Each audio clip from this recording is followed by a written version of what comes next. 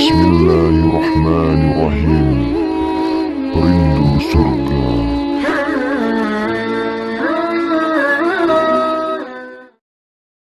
Alhamdulillah wassalatu wassalam ala Rasulillah sallallahu alaihi wasallam wa ba'du.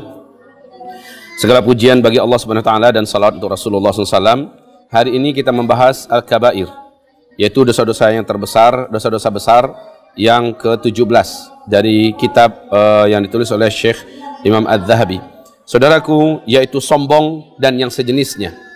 Maka kita mulai dengan firman Allah surah Al-Mu'min ayat 27. A'udzubillahi minasyaitonirrajim. Bismillahirrahmanirrahim. Wa qala Musa, inni 'udzu bi rabbi wa rabbikum min kulli mutakabbirin la yu'minu biyaumil hisab.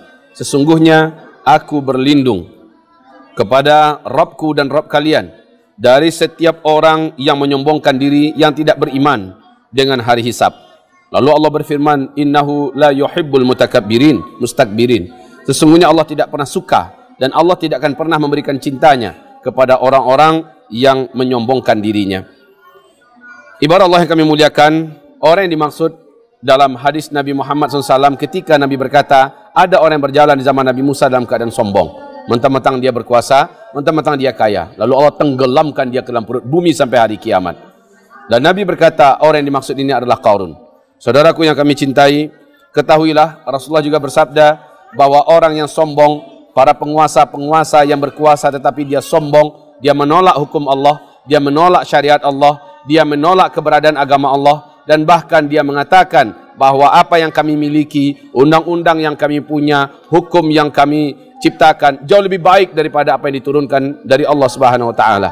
Maka Nabi mengatakan, orang-orang ini kelak pada hari kiamat di padang mahsyar mereka seperti debu yang diinjak-injak oleh orang yang lalu lalang di padang mahsyar.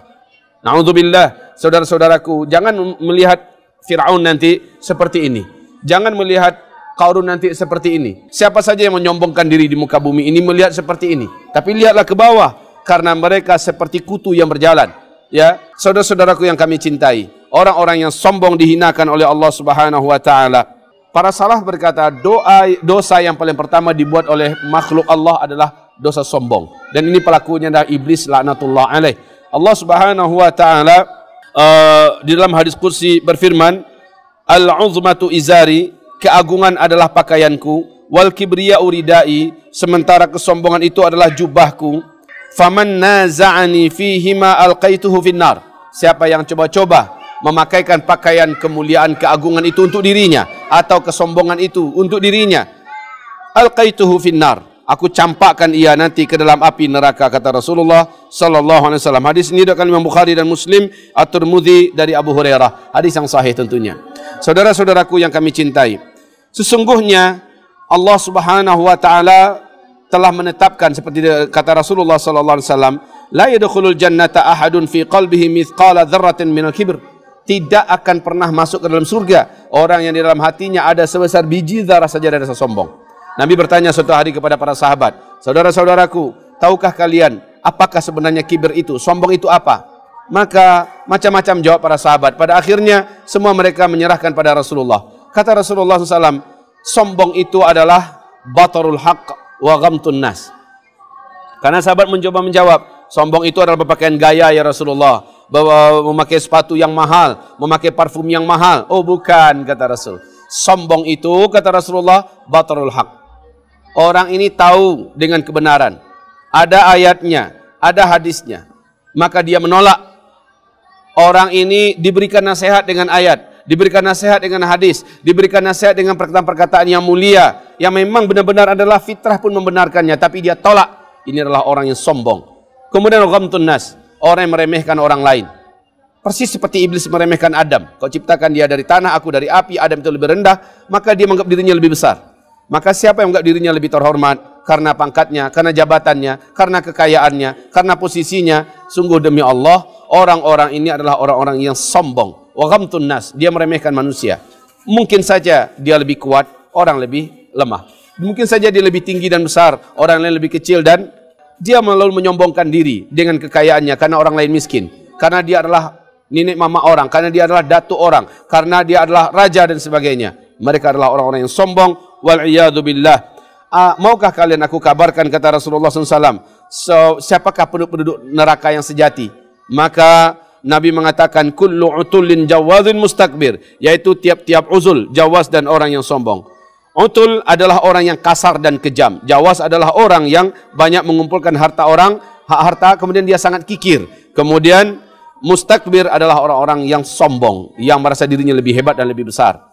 Mungkin gelarnya doktor, gelarnya adalah profesor, gelarnya adalah MH, MHD, MM dan sebagainya. Sementara orang lain apalah. Maka dia menyombongkan diri di atas ini. Wal'iyadzubillah. 3 orang nanti pada hari kiamat, Allah tidak mau melihat kepada mereka.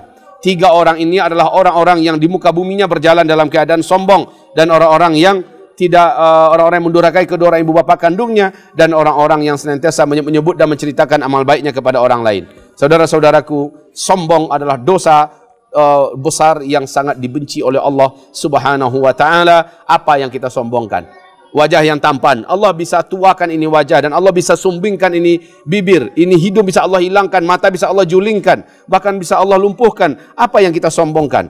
Kita kaya, bisa Allah cabut sehingga kita jadi miskin semiskin-miskinnya. Hari ini di Amerika 500 ribu jumlahnya orang-orang yang kaya raya langsung menjadi bangkrut. Allah bisa cabut segala kekayaan seperti Qarun, Allah langsung miskinkan dia, bahkan Allah purukkan dia, benamkan di dalam perut bumi. Apa yang bisa kita sombongkan? Kekayaan, sampai di mana engkau bisa kaya? Harta dan jabatan, sampai di mana engkau menjabat dan berkuasa? Engkau akan tua, engkau akan lapuk, dan engkau akan juga akan dikudeta, atau mungkin engkau digantikan oleh orang lain. Masa jabatanmu terbatas, kekayaanmu terbatas, dunia akan engkau tinggalkan, dan engkau akan berbungkus kain kapan. Apa yang kau miliki, saudaraku? Apa yang bisa kita pantas banggakan? Tidak ada. Mari kita bertobat kepada Allah Subhanahu wa taala, rendahkanlah diri kita dan jangan berbangga-bangga dengan kehebatan kita, karena semuanya pemberian Allah Subhanahu wa taala. Barakallahu fina fikum jami'a. Nastaghfirullahal azim li wa lakum, wa la haula wa la quwata illa billah. Subhanakallahumma bihamdika, asyhadu an la ilaha illa anta, astaghfiruka wa atubu ilaik. Assalamualaikum warahmatullahi wabarakatuh.